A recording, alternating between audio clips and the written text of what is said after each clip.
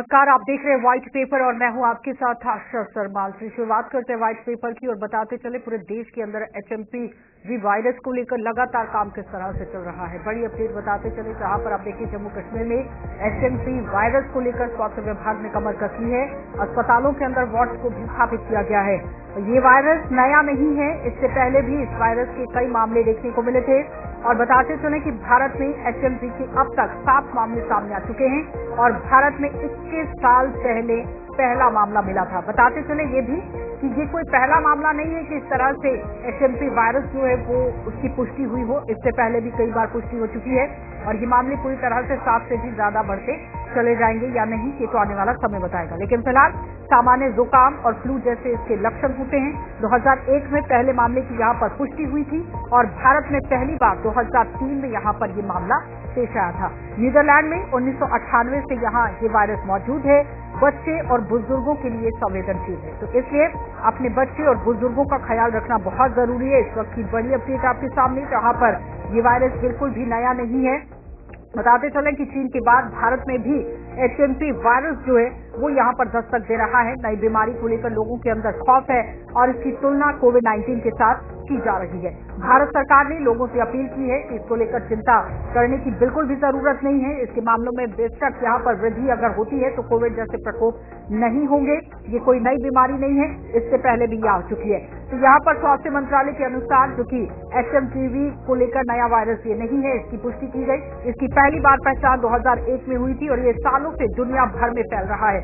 वहीं विशेषज्ञों ने ये भी कह दिया कि HMPV के लिए शायद ये कभी अस्पताल में भर्ती होने की जरूरत नहीं पड़ती है, लेकिन ज्यादा चिंताजनक भी नहीं है। तो सामान्य जुकाम और फ्लू जैसे लक्षण आपके अंदर हो सकते हैं। तो इनको आप देखिए जिस तरह से मानव फेफड़ों और वसंत नलियों में इन्फेक्शन पैदा करता है। सामान्य तौर पर ऐसी स्थितियां पैदा यहाँ पर हो जाती हैं। सामान्य सर्दी या फ्लू में जैसे होती हैं, इससे पहले ऐसी बीमारियां या एलर्जी से ग्रसित जो लोग हैं, वायरस का संक्रमण आम बात यहाँ पर थी। लेकिन फिलहाल यहाँ आपको बताते चलें कि इस वायरस को लेकर जिस तरह से खौफ देखा जा रहा है, इतना नहीं होना चाहिए। पैनिक करने की जरूरत नहीं है। और भारत में पहली बार इस वायरस की पुष्टि हुई थी 2003 में, जहां BJ मेडिकल कॉलेज और NIG पुणे ने पहली बार पुणे में यहाँ भारतीय बच्चों में HMPV की पुष्टि की थी और बाद में कई अध्ययनों में भी इस वायरस के मामले सामने आए थे। अब 2024 की अगर बात करें तो गोरखपुर में सांस की बीमारी से पीड़ित 100 बच्चों में से 4% में HMP वायरस के ही लक्षण पाए गए थे। अब देखिए बच्चे और बुजुर्गों के लिए ये काफी तरीके से संवेदनशील है। HMP बच्चे, बूढ़े और उन युवाओं के लिए संवेदनशील हो सकता है जो किसी ऐसी बीमारी से ग्रस्त हो जो अधिक कमजोर हो गए हों। निमोनिया या फिर ब्रोंकाइटिस। HMP अलग अलग मौसमी पैटर्न में फैलता है जो अक्सर सर्दियों में बढ़ जाता है। तो HMPV से पीड़ित होने पर आमतौर पर आपको खांसी होगी, छींक आपको आएगी, घबराहट होती है, बहती नाक रहेगी, गले में खराश होगी जैसे लक्षण यहाँ पर सामने आएंगे। अधिकांश मामले हल्के होते हैं। तो चलिए इस वक्त जो भी हमारे साथ गेस्ट जुड़े हुए हैं, चलिए डॉक्टर नवीद शाह हैं हमारे साथ, HOD हैं चेस्ट डिजीज अस्पताल श्रीनगर से। उनके साथ ही डॉक्टर संदीप डोगरा हैं, HOD हैं माइक्रोबायोलॉजी डिपार्टमेंट GMC जम्मू से, और दिनेश मल्होत्रा जी हैं पॉलिटिकल एक्सपर्ट। तीनों का बहुत बहुत स्वागत जुड़ने के लिए। सबसे पहले तो मैं डॉक्टर संदीप आप ही के पास आऊंगी, क्योंकि HOD ही माइक्रोबायोलॉजी डिपार्टमेंट के, जिस तरह से इस वायरस ने दस्तक दी है, कितना चिंता करने की जरूरत है? क्योंकि बार बार रिपोर्ट्स ये कह रही है कि चिंता करने की जरूरत नहीं है, लेकिन उसके बावजूद ही लोगों के अंदर पैनिक है। सबसे पहले तो लक्षण क्या है, कैसे इससे बचा जाए, इसी पर चर्चा करें। डॉक्टर संदीप। जैसे आपने खुद ही बताया कि ये मेडिकल जो फेटर्निटी है उसके लिए एक नया वायरस नहीं है, ये पहले से हम इसके बारे में जानते हैं। देखिए डर उसका होना चाहिए जिसके बारे में पता नहीं। कोविड जो था एक नई चीज थी, कोरोना वायरस एक जो SARS-CoV-2 था एक नोवल वायरस था, इसके बारे में हमें पता नहीं था उस समय। और आज अगर इसके बारे में लोग थोड़े से अगर अप्रिहेंसिव हैं तो वो इसीलिए है कि इसको एक चाइना से लिंक किया जा रहा है, और दूसरा ये कि ये अपना ये मौसम जो विंटर का है इसी में भी स्टार्ट हुआ था वो, तो ये एक कोइंसिडेंस है। विंटर्स में ऐसे वायरसेस जो होते हैं अमूमन जो है वो इन्फेक्शन कॉज करते हैं।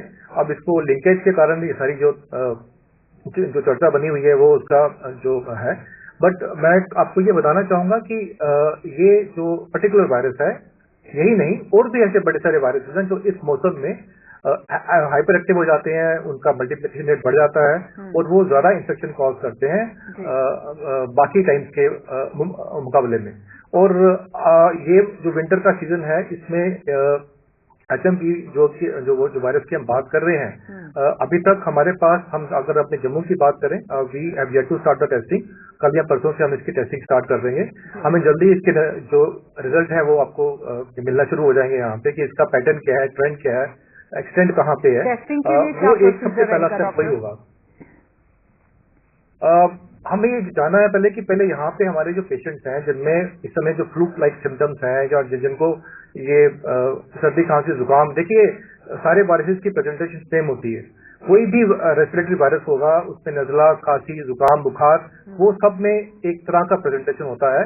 ये सेल्फ लिमिटिंग होते हैं ज्यादातर। मैक्सिमम जो आपके जो इन्फेक्शन होंगे ये अपने आप 5 से 10 दिनों में अपने आप ठीक हो जाते हैं। अच्छा, ये बताइए कि जिस तरह से कोविड-19 के दौरान होम क्वारंटाइन में रहना पड़ता था, आपको 14 दिन आप देखिए आइसोलेट आपको किया जाता था, वैसा कुछ तो नहीं है इस वायरस में भी? तो देखिए किसी की रेस्पिरेटरी जो वायरस रेस्पिरेटरी रूप से फैलता है, जो एक से दूसरे को फैल सकता है, उसमें सेल्फ क्वारंटाइन करने में कोई गलत नहीं है। देखिए हमें अल्टीमेटली एक से दूसरे को फैलने से बचाना है। तो चाहे वो इन्फ्लुएंजा वायरस हो, चाहे वो एडिनो वायरस हो, चाहे वो HMPW, कोई भी वायरस अगर ऐसा है जिसमें फैलने की क्षमता है, तो उसमें जाहिर है कि जिसको हुआ है वो थोड़ा सा परहेज करे, मास्क पहन ले, अपने आप को घर में किसी जगह पे आइसोलेट कर ले ताकि उसके घर वाले उससे इन्फेक्ट ना हो, उसके दफ्तर वाले उससे इन्फेक्ट ना हो। तो ये एक नेचुरल चीज है। इसको किसी आउटब्रेक के साथ में लेट ना करके एक बेस्ट प्रैक्टिस की तरह हम इसको लेके चलना चाहिए। डॉक्टर नवीद, फेफड़ों को लेकर अगर बात करें, स्पेशलिस्ट हैं, तो उन लोगों को क्या प्रिकॉशन लेने की जरूरत है?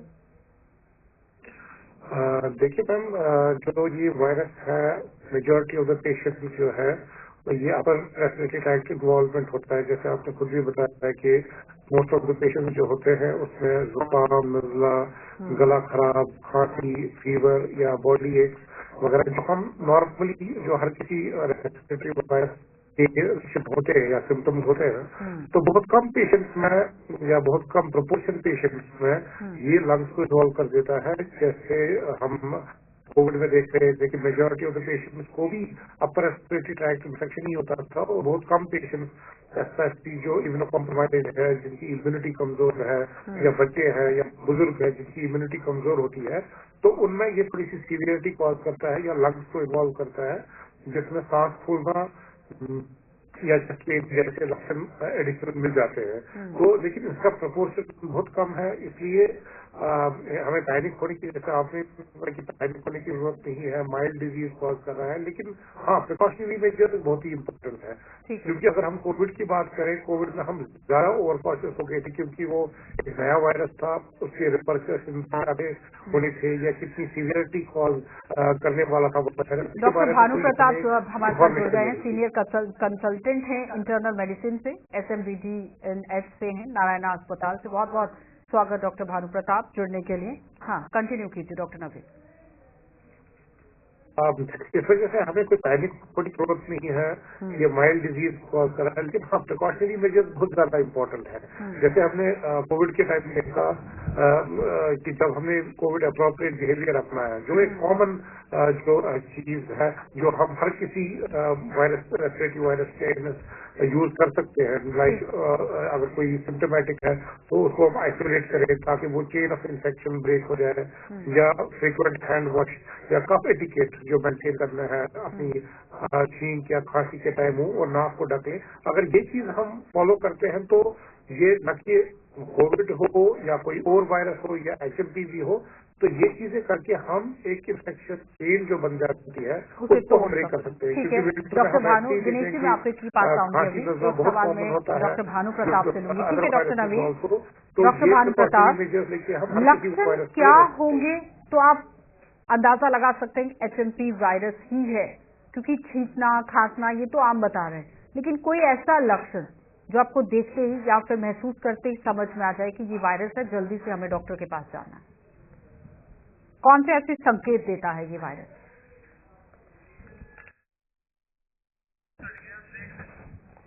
चलिए रुकेंगे एक छोटे से ब्रेक के लिए, जल्द वापस लौटेंगे, आप बने रहिए हमारे साथ। इस सीट में आप ही के पास आऊंगी सीधा।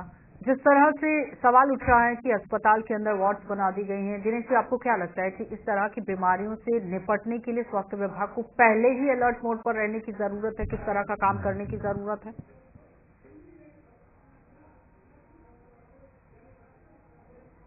अनम्यूट कर लीजिए दिनेश जी। हाँ, अगर अच्छा जी हम बात करें, अभी हमारी प्रिपरेशन की बात करें तो कोरोना में ठीक है हमें बहुत नुकसान हुआ, लेकिन सबसे बड़ा फायदा ये हुआ कि हमारा जो मेडिकल सिस्टम है इस तरह से चुस्त दुरुस्त है कि अगर कोई ऐसा बीमारी आती है जैसे कोरोना आया था तो उसे निपटा जाएगा, क्योंकि कोरोना के बाद शायद इंफ्रास्ट्रक्चर भी सभी हमारे हेल्थ इंस्टीट्यूशन में इतना डेवलप हो चुका है, हमारे पास काफी अच्छा इंफ्रास्ट्रक्चर है। तो मुझे लगता है कि हमारी जो हेल्थ इंस्टीट्यूट है, हेल्थ सेक्टर है, ये पूरी तरह से तैयार है शायद ऐसी किसी बीमारी से निपटने के लिए। ठीक है डॉक्टर भानु प्रताप, इसके पहले तो मैं आपसे सवाल कर रही थी कि क्या ऐसा संकेत मिलता है बॉडी के अंदर, कुछ ऐसे चेंजेस जो हैं वो फील कर सकता है एक इंसान, पेशेंट, कि आपको समझ में आ जाए कि हाँ ये एमपीवी वायरस है और इससे जल्द से जल्द हमें डॉक्टर के पास पहुंचना है? और क्या इसके लिए कोई वैक्सीन बनाई गई है, दवाई बनाई गई है? देखिए जो आपका ह्यूमन मेटानिमो वायरस है ये एक्चुअली पैरामिक्सोविरिडेक फैमिली से आता है, जो जैसे आपने देखा होगा बच्चों में रेस्पिरेटरी सिंसिटिव वायरस इन्फेक्शन काफी कॉमन होती है। तो ऐसा है कि इसके सिम्टम्स किसी भी अन्य वायरस की तरह ही हैं, मतलब ऐसा नहीं है कि कोई पर्टिकुलर कोई चीज है regarding that cough, throat, running nose, body pain, fever and development of bronchitis, bronchiolitis and pneumonia. तो सिर्फ अपार्ट फ्रॉम ये है कि इसका कभी कभी लोअर एक्सट्रीमिटी में रैश आता है, जो कि बाकी वायरसों में ऐसा पाया नहीं जाता। तो ये जो सिम्टम्स हैं जस्ट लाइक अदर वायरस के हैं, मतलब अगर आप ऐसा कहें कि अगर हम एचएमपीवी को डिस्टिंग्विश कर सकते हैं rest of the respiratory syncytial virus, adeno virus या कोरोना वायरस या इन्फ्लुएंजा या पैरा इन्फ्लुएंजा वायरस से, तो वैसा नहीं है। बट क्योंकि सिंस इसकी रिसर्जेंस हुई है, काफी ज्यादा एक्टिव हुआ है चाइना में, तो अब इसके लिए जो हम टेक्निक्स हैं जैसे एंटीजन डिटेक्शन या आरटीपीसीआर, तो इसकी तरीके से हम इनकी मॉलिक्यूलर टेस्टिंग कर सकते हैं। अच्छा, मैं एक और बात आपसे जानना चाहूंगी, जिस तरह से कोविड-19 के दौरान हम देखते थे कि अगर कोई छींक रहा है तो सामने वाला या कोई ग्रुप में अगर खड़ा है तो उसकी वजह से जो पार्टिकल्स बाहर आते थे उसकी वजह से भी वायरस फैल जाता था। इस वायरस में भी कुछ ऐसा ही है? देखो जो वायरस के फैलने की जो शक्ति है उसको हम डिफाइन करते हैं R0 से। R0 एक ऐसी टर्म है जो डिपेंड करती है कि एक वायरस एक ह्यूमन से कितनी जल्दी ट्रांसमिट करता है। अगर किसी की R0 की वैल्यू अगर 1 से ज्यादा है तो वो एपिडेमिक या पैंडेमिक करने में सक्षम रहता है। किसी की R0 अगर 1 के बराबर है तो डिजीज स्टैटिक रहती है, और अगर R0 0 है तो वो डिजीज एरेडिकेट हो जाता है। अभी हमें इसका जानना कि इसका R0 कितना है ये हमें नहीं पता, बट ऑब्वियसली इसका जो स्प्रेड है वो सिमिलर बाकी रेस्पिरेटरी वायरसेस की तरह ही है। जैसे इसको हम बोलते हैं ड्रॉपलेट्स या फोमाइट या किसी चीज को आपने टच किया, जैसे हाई रिस्क चीजें जैसे हैंड ये डोर नॉब्स हो गए या टैप्स हो गए या बुक्स हो गई, टेबल हो गई, शेल्फ, कंप्यूटर, तो उसकी वजह से जिसको फोमाइट ट्रांसमिशन बोलते हैं, ड्रॉपलेट ट्रांसमिशन बोलते हैं। तो अभी फिलहाल इसका मोड इसी तरह से, लेकिन इसका R0 कितना है, जैसे मैं आपको बता दूं एग्जाम्पल के लिए, मीजल का R0 18 है। 18 में वो इतनी जल्दी स्प्रेड करता है, इसका मतलब एक बंदा 18 लोगों को इमीडिएटली इफेक्ट कर देता। जो कोविड था उसका R0 1-2 के करीब था, यानी कि एक आदमी 2 को कर लेता था, बट इसका R0 कितना है अभी इसका जानना बड़ा मुश्किल है अर्ली फेज में। दिनेश जी, आपको नहीं लगता है कि जल्द से जल्द टेस्ट जो है वो शुरू होने चाहिए, टेस्टिंग लैब्स होनी चाहिए, ये प्रशासन के जिम्मे पर है? क्योंकि सिर्फ अस्पताल के अंदर वार्ड्स बनाने से कुछ नहीं होगा, हर इलाके के अंदर पहुंचने की जरूरत है, टेस्टिंग को शुरू करने की जरूरत है, अगर संकेत जिस तरह से मिल रहे हैं। अभी मुझे लगता है कि आशा जी अभी इतना कोई पैनिक होने की जरूरत नहीं है, क्योंकि अभी अगर हम अपने भारत की बात करें तो भारत में अभी 10 के लगभग केसेस आए हैं और नॉर्थ इंडिया में शायद कोई भी केस नहीं आया। अगर हम ज्यादा टेस्टिंग शुरू करेंगे तो लोगों में एक पैनिक हो जाएगा। तो इसलिए मुझे लगता है कि अभी सरकार जो स्टेप उठा रही है ठीक उठा रही है कि एक डेडिकेटेड उन्होंने वार्ड बना दिया है, अगर कोई पेशेंट आता है उस वार्ड में रहेगा। तो अगर सरकार भी कोई ऐसे स्टेप उठाती है, इसे लगता है कि शायद ये बड़ी खतरनाक बीमारी है, तो लोगों में पैनिक हो जाएगा। आपको नहीं लगता है कि जो बाहर से लोग यहाँ पहुंचने वाले हैं इंडिया के अंदर, उनकी टेस्टिंग की एटलीस्ट जरूरी हो गई है अब? नहीं, वो तो जरूरी है। अगर जिनकी ट्रैवल हिस्ट्री जो बाहर से आ रहा है तो उसकी टेस्टिंग जरूरी है। जैसे पहले कोरोना के टाइम हुआ था कि अगर सरकार अभी से ऐसे कदम उठाए कि जो बाहर से लोग आ रहे हैं उनकी टेस्टिंग करके उनको क्वारंटाइन किया जाए या उनके टेस्ट करके अगर कोई भी सिम्टम आता है तो उनको आइसोलेट किया जाए, तो ये आपका आइडिया ठीक है कि ऐसा होना चाहिए ताकि ये वायरस फैले ना। क्योंकि अगर हमारे देश में ये वायरस फैलता है तो फिर ये मुश्किल हो जाएगा। जैसे कोरोना के टाइम भी बड़ी मुश्किल हुई थी। तो ये अब सरकार की जिम्मेवारी है कि जो बाहर से लोग आ रहे हैं खासकर उन कंट्रीज से जहां इसका ज्यादा इम्पैक्ट है उनका सबका टेस्ट होना चाहिए। क्योंकि HMPV वायरस की अगर दिनेश जी हम बात करते हैं तो अमेरिका है, ब्रिटेन, ग्रीस, भारत, चीन, मलेशिया, सिंगापुर, जहां जहां पर केसेस अभी तक मिल पाए हैं। तो आपको नहीं लगता कि अगर भारत के अंदर यहाँ से फ्लाइट्स के जरिए, ट्रेन के जरिए या फिर जिस तरह भी फ्लाइट से ही आना होगा, लेकिन उसके बाद जब भारत के अंदर पहुंचेंगे तो एक टेस्टिंग प्रक्रिया को शुरू करना जरूरी है ताकि प्रिकॉशंस लिए जा सकें और ज्यादातर ये वायरस ना फैल जाए। गाइडलाइंस तो जारी की जानी चाहिए, आपको क्या लगता है? एज ए प्रिकॉशन मुझे लगता है सरकार को मतलब कोरोना जैसे कोविड-19 जैसे प्रोटोकॉल थोड़े से एयरपोर्ट्स में अडॉप्ट कर लेने चाहिए ताकि ये मतलब पहले ही ऐसे प्रिकॉशन लिया जाए और लोग जो बाहर से आ रहे हैं उनकी टेस्टिंग की जाए। किसी का भी सिम्टम ऐसा लगता है, कोई भी सिम्टम छोटा मोटा लगता है तो उसको क्वारंटाइन किया जाए, आइसोलेट किया जाए, प्रॉपर उसका टेस्ट किया जाए। आपकी बात ठीक है कि सरकार को कुछ ना कुछ कदम उठा लेने चाहिए पहले ही एज ए प्रिकॉशनरी मेजर ताकि ये स्प्रेड होने से पहले इसको कंट्रोल किया जा सके। अच्छा डॉक्टर संदीप, जिस तरह से बात हो रही है बुजुर्ग और बच्चों के अंदर ज्यादातर ये जल्दी से फैल रहा है, उन्हें बचाव के लिए क्या कदम उठाने की जरूरत है? आपसे 3 बातें कहना चाहूंगा आशा जी।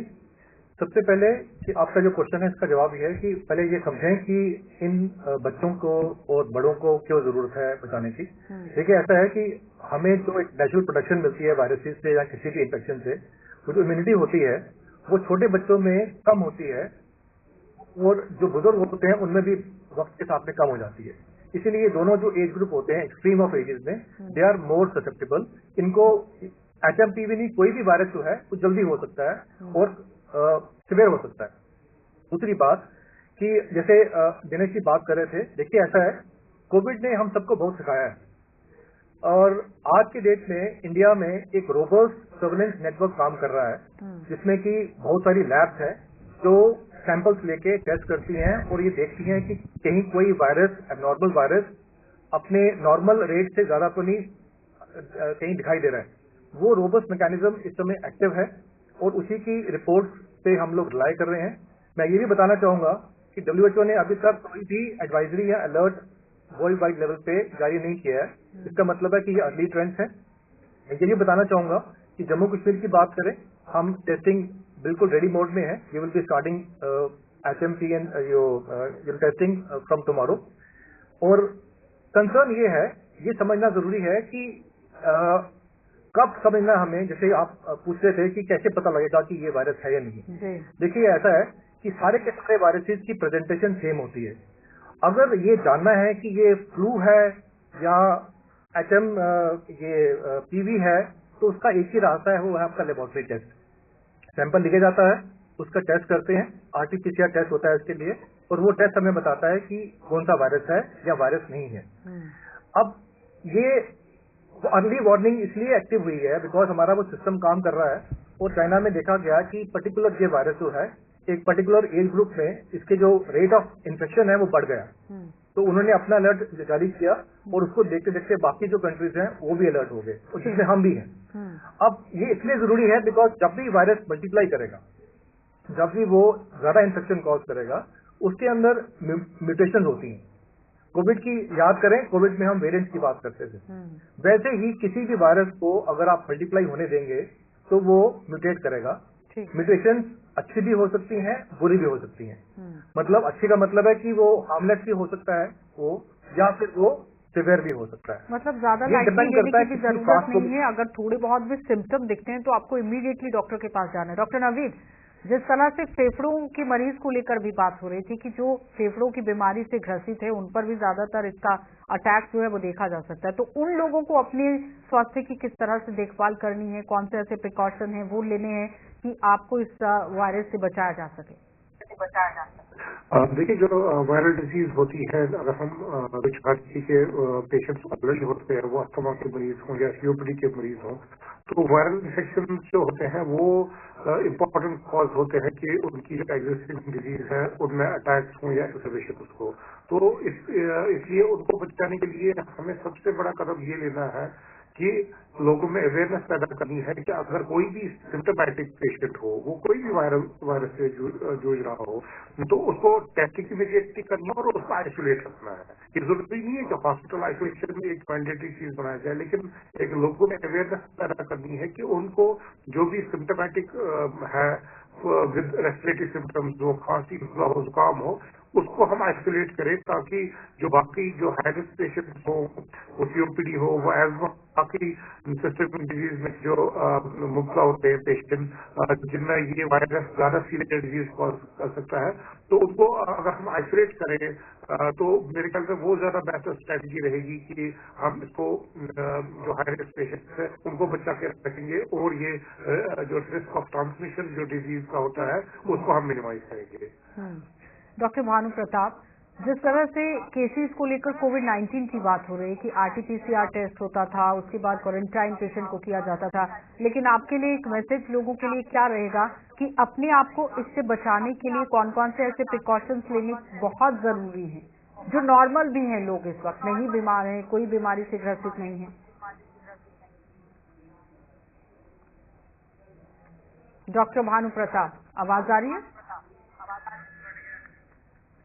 डॉक्टर संदीप, इस पर आप ही जवाब दीजिएगा। जो नॉर्मल लोग हैं उन्हें किस तरह के प्रिकॉशंस, ऑफिस में जाना है, गाड़ी का इस्तेमाल करना है, बसेस का इस्तेमाल होना है? मैं सबसे पहले तो ये बोलना चाहूंगा कि देखिए, सबसे अच्छा एक तरीका होता है किसी भी बीमारी को से बचने का, प्रिवेंशन का, वैक्सीन। देखिए, फ्लू शॉट जिसको हम कहते हैं वो इस समय मार्केट में रेडीली अवेलेबल है और हमें मालूम है कि दीज फ्लू शॉट्स ये हर साल नया इनका एक टाइप आता है। They are readily available and they offer protection to a significant level, specially जो हाई रिस्क पे हैं।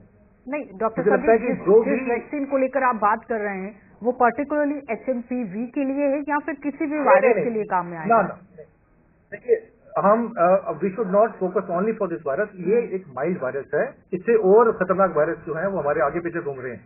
तो पॉइंट ये है कि we should first focus on people who are at high risk, जिनको सबसे ज्यादा खतरा रहता है। उसमें जैसे कि आपके बच्चे आ गए, छोटे बच्चे आ गए, बुजुर्ग आ गए, बीमार आ गए, अगर किसी को अस्थमा है, किसी को सीओपीडी है, किसी को सांस की बीमारी है, कैंसर का मरीज है, कोई और कोमोबिडिटी है, ये वो लोग हैं जिनको पहले उनके घर वालों को चाहिए कि इनको पहले बचाएं। और उसके अलावा बेस्ट तरीका है कि एक तो उनको इन्फेक्टेड लोगों से दूर रखें जो बीमार हैं, और अगर कहीं बाहर जाते हैं तो मास्क पहने और फ्लू शॉट जो है वो लगाएं।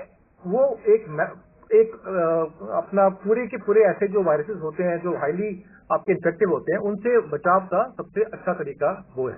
ठीक है डॉक्टर नवरीत, एक मैसेज आपका भी चाहिए कि आम लोगों को प्रिकॉशन जिस तरह से वो कह रहे हैं लेने की जरूरत है। देखिए, मैं तो यही कहूंगा कि पहले पैनिक ना हो। ये कोई ऐसी कोई खतरनाक बीमारी नहीं है, सिंपल खांसी नजर जुकाम है जो आजकल वैसे ही विंटर सीजन में देख रहे हैं कि बहुत प्रिवेलेंट है ऑल ओवर द ग्लोब, जहाँ पे विंटर सीजन इस टाइम है। तो इससे पैनिक ना हो, लेकिन हाँ प्रिकॉशनरी मेजर्स ले। जो भी पेशेंट सिम्टोमेटिक हो with any kind of respiratory symptoms, उसको आप आइसोलेट करें और जब टेस्टिंग का फैसिलिटी अवेलेबल हो तो आप टेस्ट करवा लें। ये देखिए कि किस वायरस से या किस इन्फेक्शन से आप जूझ रहे हैं, तो उसका सिम्टोमेटिक ट्रीटमेंट या कोई स्पेसिफिक ट्रीटमेंट जिसका अवेलेबल है वो ले। और सबसे ज्यादा इम्पोर्टेंट है जो हाई रिस्क पेशेंट है उनको अलग रखिए, उनके पास ना जाए। तो इसी से हम इनको हाई रिस्क पेशेंट में ज्यादा सीवियर डिजीज होने की अंदेशा होता है। नहीं, मैं तो ये कह रहा हूँ कि सरकार को अब अपना ओपिनियन दे दिया है, हम भी जो इन्होंने ओपिनियन दिया, जो एडवाइस दी है उस पर एक्ट करेंगे। पर सरकार को भी ये चाहिए कि सरकार पूरी तरह से तैयार रहे। भगवान ना करे अगर ये पूरा बड़ा रूप ले लेता है, ये अगर जो वायरस, तो इसको निपटने के लिए सरकार को युद्ध स्तर पर वार फुटिंग पे काम करना चाहिए, ताकि कहीं कोरोना की तरह ये पूरा ऐसे पूरे समाज को पूरा कवर ना कर ले, इफेक्ट ना करे, लोगों को इफेक्ट ना करे। सरकार को भी पूरी तैयारी करनी चाहिए और मुझे लगता है सरकार इस बारे में तैयार ही है। बहुत बहुत धन्यवाद दिनेश जी जुड़ने के लिए। डॉक्टर संदीप आपका भी धन्यवाद, डॉक्टर नवीद आपका भी धन्यवाद और डॉक्टर भानु प्रताप आपका भी धन्यवाद। तो फिलहाल HMPV वायरस को लेकर बात हो रही थी। डॉक्टर्स कह रहे हैं कि पैनिक करने की जरूरत नहीं है, लेकिन कोविड-19 की तरह जिस तरह से हमने प्रिकॉशंस लिए थे, गाइडलाइंस को फॉलो किया था, अगर उस तरह से करते हैं तो इस पूरी बीमारी से बचा जा सकता है। लेकिन बच्चे और बुजुर्गों का ख्याल रखने की जरूरत है, उन लोगों का भी ख्याल रखने की जरूरत है जो पहले से बीमारी से ग्रसित हैं। लेकिन पैनिक नहीं करना है, सरकार कदम उठा रही है और सरकार को और उम्दा कदम उठाने की जरूरत है। आप देखते रहिए।